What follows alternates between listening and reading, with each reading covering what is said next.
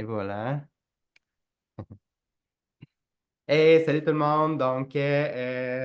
On est à notre rencontre Discutons DT1. Ça va super bien, le projet va bien. Vous êtes plusieurs à avoir donné votre nom pour pouvoir participer et c'est ce qui rend ce projet-là super excitant. Donc, aujourd'hui, je suis avec Josie Pilon qui a accepté de faire la petite entrevue avec moi. Avant de passer aux différentes questions, Josie, est-ce que tu peux nous parler un peu de toi? Qui es-tu? D'où viens-tu? Que fais-tu? Bien le bonjour, merci du projet. À vous, à l'association. Qui suis-je? Ben, je suis Josie Pilon, 40 ans depuis 2 semaines maintenant, 37 ans à vivre avec le diabète. J'ai la chance d'être physiothérapeute en pédiatrie avec les cocos, avec des enfants qui ont différentes atteintes, dont des maladies chroniques. Et je remercie mon diabète à chaque semaine parce que je pense que ça fait de moi quelqu'un au travail qui peut comprendre un petit peu plus, des fois, les réalités et les défis de mes patients. Enfin, je dis à chaque semaine que ça fait de moi quelqu'un de meilleur dans le système de la santé. J'espère que je ne mens pas à l'égard de mes patients. Je suis maman de Hubert, le chien, le quadrupède poilu que j'aime plus que tout au monde. Je suis dynamique, je suis TDA aussi, ce qui rend le dynamisme un peu plus éparpillé, mais toujours présent. Euh, je suis enfant unique. J'ai eu la chance d'avoir des parents qui se soucient encore beaucoup de ma santé et qui ont pu m'aider là, avec la maladie. Je suis amie, je suis blonde de Alexandre, je suis pas mal tout ça, là, pas mal un amalgame de gens. Je ne suis pas que diabétique type 1, c'est pour ça que je trouvais intéressant de le faire. Moi, j'en parle beaucoup en l'intro parce que c'est le sujet de la discussion, mais c'est toutes mes personnalités qui font qui je suis aujourd'hui. Et en fait, pour moi, Privée, donc avec d'autres petits cocos qui ont d'autres défis. Euh, mais bref, je suis occupée, puis j'aime ça. et pour moi qui tu es à ce moment-là, Josie, je sais aussi que tu es une athlète, donc tu es très active.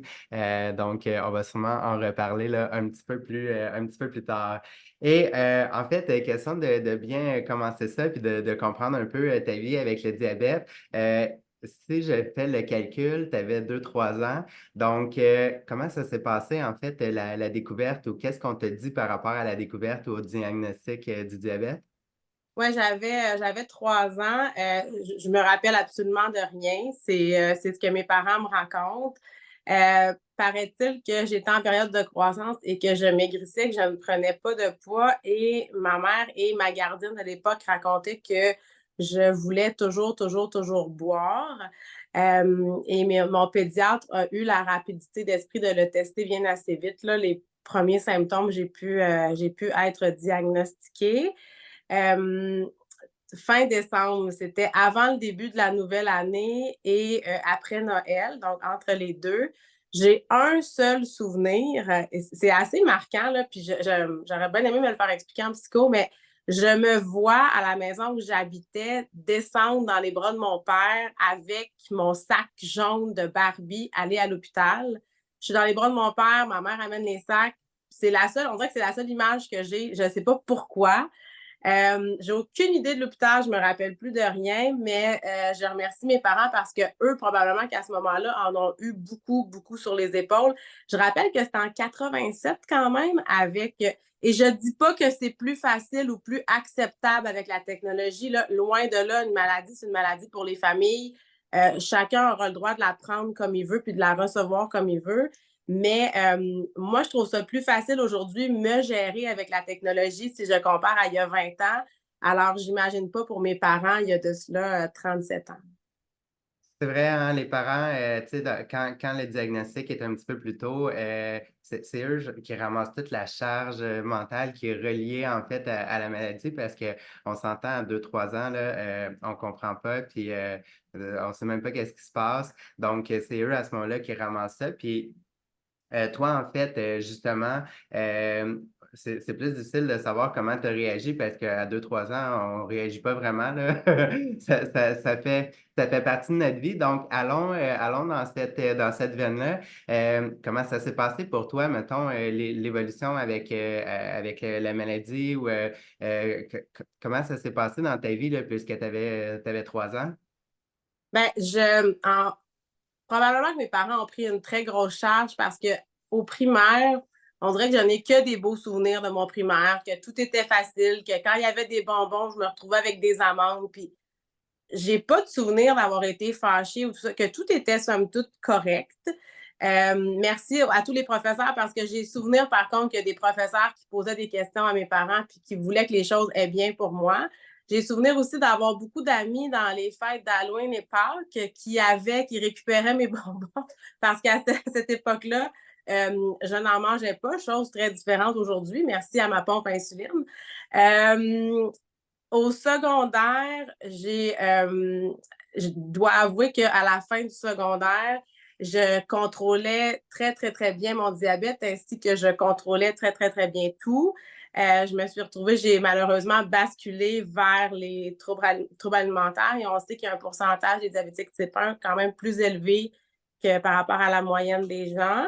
Fait que j'ai dû être guidée et outillée pour ça. Merci, ça a bien été. Merci aux psychologues que j'ai vus, à mes parents qui ont encore fait le cheminement avec moi, à mes amis de l'époque aussi. Donc, ça a basculé vers là. Ensuite, je vous dirais que, tu sais, on n'est pas tous obligés d'avoir une période difficile, mais le jeune adulte et ma maladie chronique ont décidé de ne pas très bien cohabiter ensemble. C'est à ce moment-là que j'ai décidé que ça n'existait à peu près pas, le diabète, et que je faisais bien ce que je voulais de ma vie. Donc, ça n'a pas très bien été au niveau du contrôle cégep. Université, j'avais beau étudier en santé, en physiothérapie, et merci à mon endocrino qui avait trouvé la phrase. Il dit, toi, je pense que tu aimes vraiment plus t'occuper des autres que de toi-même.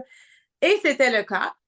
Euh, donc, ouais, jeune adulte, ouais, où j'ai découvert les défis associés à manger à pas des heures régulières, à étudier beaucoup, à faire la fête avec les amis, à goûter à ces boissons alcoolisées.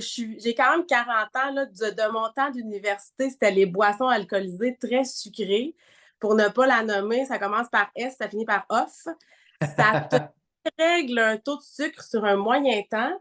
J'en ai abusé et puis j'avais pas le réflexe à ce moment-là de corriger les glycémies comme c'est possible de le faire aujourd'hui. Comme on n'est plus outillé pour le faire, je pense, avec la maturité aussi en vieillissant. Puis ensuite, c'est après cette période-là où j'ai eu la chance de rencontrer des médecins qui m'ont suivi, mon endocrinologue, l'équipe nutritionniste, infirmière, endo, qui comprennent pas uniquement les variables des formules sanguines, qui comprennent les patients, qui comprennent la réalité d'une maladie chronique, qui comprennent tous les aspects psychosociaux de vivre avec une maladie chronique, puis les défis, d'être aussi associé beaucoup aux chiffres, d'être associé. C'est comme si à tous les jours, notre facteur de réussite était que des chiffres. C'est comme si on était des athlètes olympiques 365 jours par année, à se faire noter tout le temps. Il n'y a pas un athlète qui est en compétition de patinage artistique avec des chiffres à tous les jours de sa vie. Ben nous, oui. C'est pour ça, je pense que pour moi, la charge mentale associée à la maladie, elle vient de là. Il faut tout le temps que je réussisse à amener des chiffres qui sont corrects. Mais ça, les équipes qui le comprennent, ça fait des équipes qui sont dangereusement mieux capables d'aider leurs patients. Et j'ai aussi rencontré un garçon très actif qui, euh, qui m'a motivée à pouvoir changer mes habitudes de vie.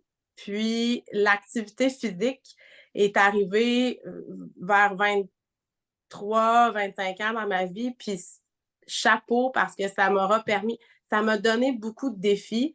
Mais grâce à l'activité physique, je me suis posé les bonnes questions. J'ai fait beaucoup d'apprentissage, beaucoup d'erreurs, mais ça m'a vraiment, vraiment, vraiment permis de mieux comprendre ma maladie parce que là, le critère de réussite n'était pas associé à la glycémie. Oui, indirectement parce que tu ne veux pas faire une course en hypoglycémie.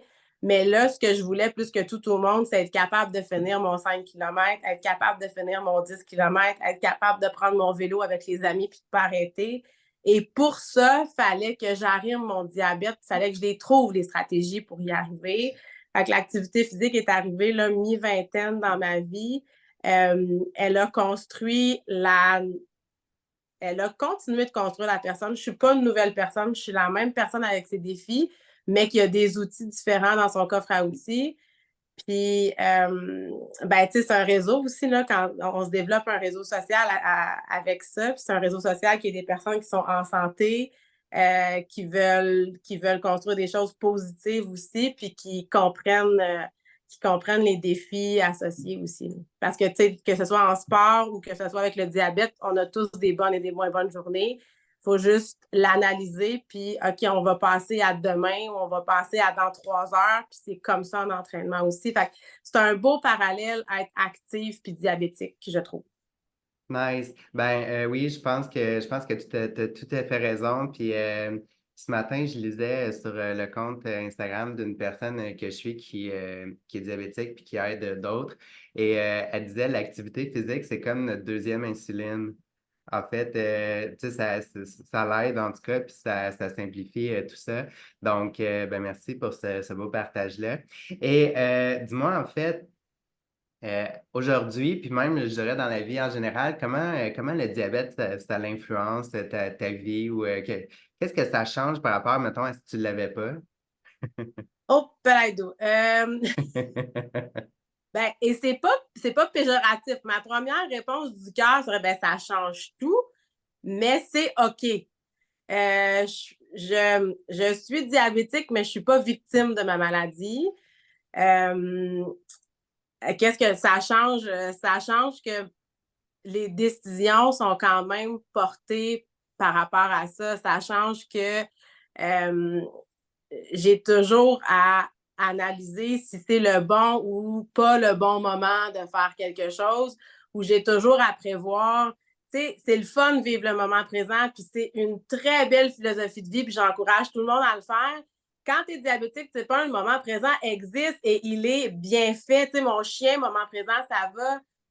Mais si je vais prendre la marche, le moment présent va prendre le bord parce qu'il faut que je prévoie j'ai combien d'insuline à bord, j'ai mangé quand, est-ce que j'ai du sucre avec moi, juste pour une petite marche avec le chien pour respirer puis apprécier le soleil à Saint-Henri, tu sais. Mais c'est correct parce qu'on est au Québec, parce que je suis chanceuse, parce que je suis très chanceuse. Et là, parenthèse, les choses avancent, mais je sais que d'avoir une compagnie d'assurance qui me permet d'avoir accès à la technologie, c'est une chance inouïe. Je comprends que ça soit plus difficile pour d'autres personnes parce que moi, j'ai accès à cette technologie-là et les choses avancent. À tous les groupes qui ont fait en sorte que les gens on puisse avoir accès à la technologie, puis pour tout le monde de façon égale, c'est génial. Je ferme ma parenthèse. Puis, tu sais, on dirait que des fois, aujourd'hui, je parle, puis ça a l'air d'un long fleuve tranquille, mais tu sais, ben non, ça m'arrive d'être fâchée, là. Ça m'arrive de me lever le matin, puis que tout le monde s'en va à vélo. J'ai 10 athlètes qui m'attendent. J'ai pris le même déjeuner que la semaine passée. J'ai pris le même souper que la semaine passée. Puis je ne sais pas pourquoi, ce matin, après mon déjeuner, j'ai fait une hypoglycémie. Ça ne devait pas arriver. Et là, je suis obligée de dire aux gens, hey, savez-vous quoi? Ben, partez ou attendez-moi, on va partir un petit peu plus tard parce que je veux juste stabiliser ma glycémie. Puis pour ceux et celles qui accepteraient de partir en hypoglycémie, il n'y a pas la façon de faire de Josie, c'est pas la façon universelle. C'est comment nous, on se sent, puis c'est quoi votre niveau de sécurité par rapport à l'activité physique? Fait que je suis loin d'être une bible, mais moi, j'ai mes expériences, puis je prends mes décisions en fonction de ça. Et fait que c'est un peu, tu sais, ça change le travail, ça change, tu sais, quand je me promène à Sainte-Justine, il y a quand même plusieurs pas à faire dans une journée, plusieurs étages, ben, je peux vous garantir que je connais les frigidaires d'à peu près tous les étages au cas où j'avais besoin d'un jus ou d'une compote de pommes parce que des fois, je ne le planifie pas. Les assistantes de plusieurs départements de Sainte-Justine savent que je suis diabétique parce que j'avais déjà arrivé de sortir d'une chambre en disant hey, là, je m'excuse, j'ai besoin d'une compote. Bon, je suis dans un hôpital pédiatrique, je peux vous garantir que la compote, je ne l'attends pas. Ça arrive vite. Mais tu sais, ça change ça, mais tu sais, ça donne par contre des super beaux échanges et des belles rencontres. Tu sais, mes collègues de travail, ils veulent savoir quoi faire, ils posent des questions. Fait que pour moi, c'est comme, ben, merci de vous soucier du fait que j'ai un défi supplémentaire. Euh, Fait que c'est un peu. Mais tu sais, ça change aussi que comme athlète, je suis quand même aussi à l'écoute. Je n'ai pas beaucoup de blessures associées à l'activité physique parce que mon diabète m'aura appris à prendre des pauses quand il faut, m'aura appris à, j'espère, pas trop écouter mon corps, mais du moins bien l'écouter pour être capable de jauger au niveau des intensités. Tu sais, que ce soit comme athlète, que ce soit comme diabétique ou que ce soit comme implication dans la vie, ben, je pense que jauger l'intensité pour avoir un certain équilibre, ça peut être bon dans toutes les sphères, là. Tout à fait. Mon Dieu, que tu me parles, Josie, ça n'a pas de bon sens, mais on a déjà échangé ensemble par rapport à ça. Puis, en fait, il y a beaucoup de similitudes dans nos histoires. Donc, merci. C'est vraiment, vraiment intéressant. Et, Josie, j'aimerais ça, en fait, savoir, mettons, avec toutes les 37 années d'expérience que tu as de vie avec le diabète, c'est sûr, les premières, on s'entend, là, on s'en souvient moins, mais mettons, à l'adolescence ou même à ton début de jeune vie adulte, là, où ça s'est un petit peu moins bien passé, là, puis, tu sais, le diabète prend le bord. Euh, Quel conseil tu aurais aimé recevoir à ce moment-là ou qu'est-ce que tu aurais aimé qu'on te dise pour que ça se passe mieux ou me semble que ce soit différent là, par rapport à comment ça s'est passé? OK. Ce conseil-là, je l'ai reçu, puis je me rappelle encore, puis tu sais, l'athlète en question, c'est comme probablement plusieurs d'entre vous qui êtes avec nous, là, c'est Sébastien. J'ai eu la chance de pouvoir discuter avec Sébastien Sadville et je vais le citer parce que c'est lui qui me l'a dit, ce conseil-là, je ne l'invente pas. Euh, Quand j'ai compris que ça pouvait être difficile, parce que j'avais donc l'impression que ça devait être facile de fournir une hémoglobine glyquée entre 4 et 7 et que ça devait donc être facile d'avoir le contrôle de cette maladie-là. Que ça devait donc être moi qui n'étais pas bonne parce que j'y arrivais pas à la contrôler, cette maladie-là. Et avec mon psychologue de l'époque, j'avais aussi vu que ce que je ne contrôlais pas, je préférais le mettre de côté. Fait que c'est facile quand tu ne contrôles pas le diabète aussi de le mettre de côté. C'est quand j'ai compris que pour cet athlète-là qui traversait le Canada en course à pied, qui était triathlète de longue distance et qui a dit, ben c'est difficile de gérer cette maladie-là, c'est pas facile. Puis c'est quand j'ai compris qu'il se trompait puis que lui aussi, des fois, ça allait pas bien. Et quand j'ai compris que l'accès à cette hémoglobine glyquée plus que parfaite était pas si évidente que ça a été pour moi une révélation. C'est comme si on venait de m'apprendre que la Terre était ronde. J'étais comme, hein? Fait que, bref, tu sais, tout ce que je décris là avec un peu d'humour, c'est briser l'isolement. C'est quand j'ai su que d'autres personnes vivaient ça aussi. Puis quand j'ai su que c'était pas un si long fleuve tranquille mathématique, j'appelle ça le diabète, le long fleuve tranquille mathématique, qui est pas tranquille pantoute, là, qui est un océan en plein milieu des plaques tectoniques des fois. Puis ben, on y reviendra sur la terre ferme une fois de temps en temps. Ben, c'est très imagé. Là, je parle beaucoup, je suis imagée. Si jamais vous ne comprenez pas, vous m'écrirez des questions, je m'en excuse.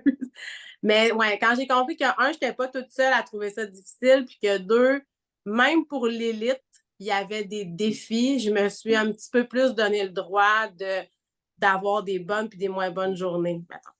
Ça fait du bien de Nice. pouvoir avoir des moins bonnes journées puis de penser encore être correct. Tellement. Merci, Josie, pour ce conseil-là. C'est tellement important. Puis c'est vrai que c'est pas toujours facile, même quand ça semble l'être. Donc, merci beaucoup. C'est un super, j'adore ça. Et en fait, question de finaliser l'entrevue ensemble. Dis-moi, par rapport, mettons, au diabète, puis par rapport à comment tu vis actuellement, puis tout ça, comment tu vois l'avenir pour toi? Euh, Ben, on dirait que les progrès sont tellement grands dans les dernières années. Puis en ce moment, je le répète, là, mon équipe médicale qui me suit, c'est des anges. Euh, je la vois de façon très positive parce que je me sens bien outillée. Je me sens outillée des gens qui m'entourent et j'ai beaucoup, beaucoup fait d'erreurs. J'ai passé les étapes de la maladie chronique. Il va y avoir d'autres défis, mais je me sens vraiment plus outillée, puis je suis capable de faire un pas de recul un peu plus vite. Euh, Parce que aussi, j'ai accepté d'aller chercher de l'aide, là, parce que des fois, quand on est toute seule, puis quand on est dans un tourbillon qui est peut-être pas dans la bonne direction, c'est un peu plus difficile de faire le pas de recul, mais j'en ai vu des psychologues dans ma vie pour m'aider. Fait que, à 40 ans, je me sens quand même outillée, capable de nuancer un peu plus, capable de corriger un peu plus. Puis entendez-moi, là, mes glycémies sont pas parfaites, mais je les comprends quand ils sont pas parfaites. Puis j'ai moyen d'agir. Puis entendez-moi encore, des fois, ça me tente pas d'agir, puis je préfère faire, je vais m'en occuper plus tard, ça m'arrive encore, mais je suis capable de le voir venir, puis ça, c'est sécurisant, de comprendre ce qui va, comme de comprendre ce qui va pas. On dirait que je me sens plus apaisée. Je ne serai pas menteuse. J'aimerais ça un jour avoir des enfants. C'est quelque chose qui est très anxiogène, mais il y a plein de belles mamans diabétiques type 1 autour de moi. Fait qu'avec les expériences que j'ai réussi à avoir, je me dis, bon, ben, il va y avoir du défi, mais tu sais, comme tu enlèves la maladie, comme n'importe qui veut un enfant va avoir du défi, là. Ça se pourrait qu'une nuit blanche, pour tout le monde, c'est peut-être pas si facile, mettons. Mais ça, c'est un petit projet. Est-ce que ça va arriver? On ne sait pas. Mais, euh, mais c'est ça. Puis j'espère vraiment qu'on puisse, tu sais, l'avenir, là, je le vois par rapport à moi, mais je le vois par rapport à ces nouvelles familles, à ces nouveaux diagnostics, à ces adultes qui n'ont pas la chance d'avoir accès aux technologies. J'espère vraiment qu'on va être entendu puis qu'on puisse, si besoin il y a, parce que c'est pas tout le monde qui en a besoin de la technologie, mais si besoin il y a, j'espère que les gens pourront avoir accès au matériel qui m'a permis de mieux comprendre, parce que mieux comprendre, c'est mieux contrôler, puis c'est être mieux globalement aussi. Tellement, totalement aligné avec ma philosophie de vie. Donc, merci Jody. J'ai pris quelques notes pendant qu'on se parlait. Diagnostic hein, très jeune. Donc, à ce moment-là, merci à tes parents qui ont été là en fait pour pouvoir intervenir à temps. La vie des jeunes adultes, ça a été chaotique un peu, mais en fait, à un moment donné, quelqu'un est arrivé dans ta vie, Sébastien, pour ne pas le nommer, qui, à ce moment-là, t'a inspiré, t'a dit la chose que tu avais à entendre pour pouvoir en fait changer ton approche. Puis ça semble avoir bien fonctionné. Activité physique, en fait, tu sais, qu'on soit diabétique ou qu'on ne le soit pas, c'est bon pour tout le monde, hein, on s'entend, donc pourquoi pas. J'ai aimé aussi ton analogie par rapport au fait que mais c'est peut-être pas tout le monde qui le vit comme ça, mais mettons les hyper performants, là, on est noté 365 jours par année. À un moment donné, il faut lâcher prise par rapport à ça, mais reste que quand je te comprends un peu, en fait, je suis un peu... Quand tu as dit ça, moi, ça m'a vraiment parlé. On apprend aussi, ou en fait, ce que j'ai aimé aussi dans ce que tu as dit, c'est de personnaliser, en fait, la gestion du diabète par rapport à nos expériences, puis par rapport à comment on est. Tu sais, partir en vélo en hypoglycémie, pour toi, c'est un non. Ben, il y en a d'autres pour qui ça pourrait être possible parce qu'ils savent que OK, si je mange ça, puis en fonction des expériences puis des observations qu'ils ont fait. Donc, je pense que ça, c'est une espèce de clé du succès. La collaboration aussi, tu sais, tu parlais au travail avec tes collègues puis tout ça. Donc, tout le monde, c'est une espèce de rassembleur. Tu sais, ça dépend comment on en parle puis comment on se sent face à la maladie. Mais c'est vrai que ça peut être un espèce de lien commun ou rassembleur, justement. Puis c'est bien rare que les gens autour de nous, surtout qui nous aiment, puis quand on est respecté, c'est bien rare les gens qui vont être contre ça ou vont, tu sais, ils t'aideront pas, mettons que tu as besoin. Fait que ça, j'ai vraiment aimé ça. Sébastien, en fait, on en a parlé un petit peu plus à la fin. Ben, c'est que je le connaissais pas avant, mais peut-être depuis un an ou deux, je le suis aussi. Super inspirant. Donc, merci Josie. Les... C'est tellement beau ce que tu dis, ce que tu fais. En fait, je vous invite à la suivre sur les réseaux sociaux. Elle est super inspirante, avec son chien aussi. Et ben, en fait, écoute, ça complète là, la petite entrevue. Je te laisse le mot de la fin. Qu'est-ce que tu aimerais dire en terminant là, pour nos gens qui nous écoutent? Ben, tu sais, c'est pas un long fleuve tranquille. Fait que donnez-vous le droit d'avoir des mauvaises journées, mais que ça teinte pas une mauvaise semaine, que ça teinte un mauvais tiers de journée. C'est correct. Demain, il va être correct. Puis même si des fois, ça prend des semaines avant que le demain arrive, ben, il est là à un moment donné, puis ayez pas peur de demander de l'aide. Parce que des fois, le pas de recul, quand on est dans un tourbillon, on n'est pas capable de le prendre. Là, vous avez entendu parler de l'activité physique. Je le dis à mes patients, changer des habitudes de vie, ça ne se fait pas en claquant des doigts. Certaines personnes, à l'exception près, vont le faire. C'est pas la clé du succès. Ça demande des efforts. Des fois, on fait 2 pas en avant pour faire 1 pas en arrière. C'est pas grave. C'est un processus qui est à long terme. Puis donnez-vous la chance de vous tromper en sécurité, là. Il faut quand même avoir notre sucre et tout ça s'il arrive quelque chose, mais donnez-vous la chance de vous tromper, donnez-vous la chance de vous outiller, puis ça se fait un petit peu à la fois. Là. Je ne serais pas ici à vous parler de l'activité physique si je n'avais pas accepté de me tromper autant de fois que j'ai réussi maintenant. Yes, quel beau mot de la fin.